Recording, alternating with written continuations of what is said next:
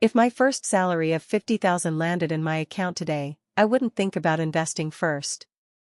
I wouldn't think about buying a new phone. I wouldn't think about upgrading my bike. I'd think about one question. How do I make sure one unexpected event doesn't destroy everything I'm about to build? Because most financial problems don't begin with poor investments. They begin with emergencies. A medical bill.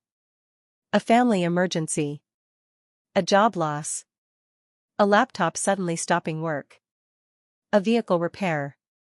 None of these ask for permission before they happen. That's why the first 10,000 from every salary would go into an emergency fund. Not forever. Only until I had around 6 months of essential living expenses saved. Notice I said essential expenses, not 6 months of salary. If your rent, food, transport, electricity, and other necessities add up to 30,000 rupees a month, then your target isn't 3 lakh. It's around 1.8 lakh rupees.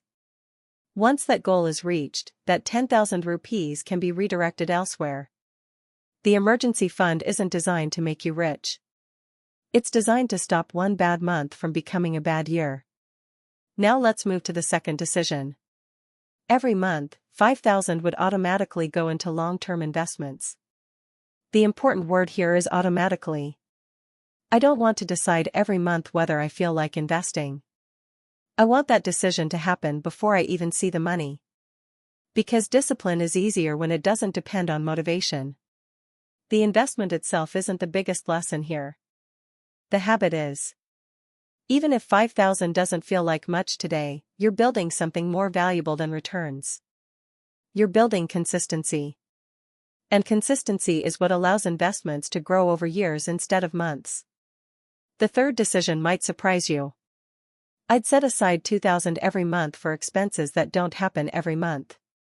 Most people budget for monthly bills. Very few budget for annual ones. Insurance renewals.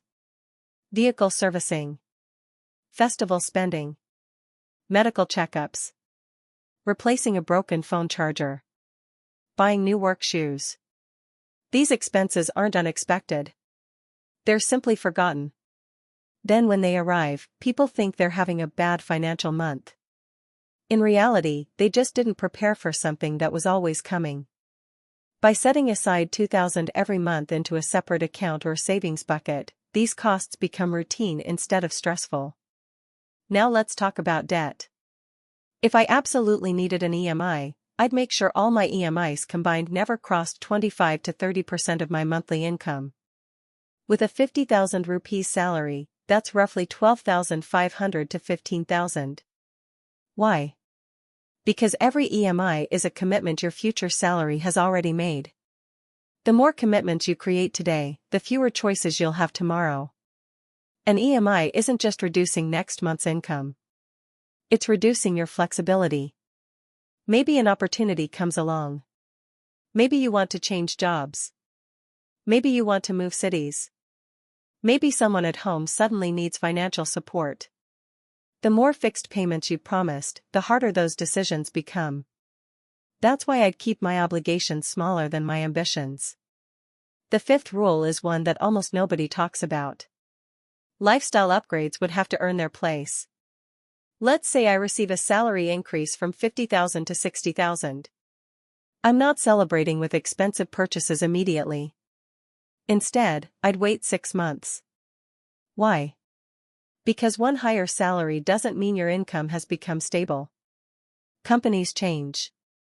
Markets change. Jobs change. Waiting 6 months tells me whether this new income is truly sustainable or just temporary. If it is, then I can responsibly improve my lifestyle. If not, I'm grateful I didn't build new expenses around income that disappeared. That's how lifestyle inflation quietly traps people. They upgrade their spending before they've upgraded their financial foundation.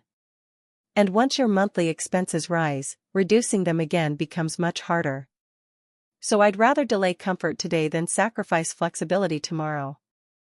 Because financial progress isn't measured by how quickly you spend more. It's measured by how long you can stay in control of your money.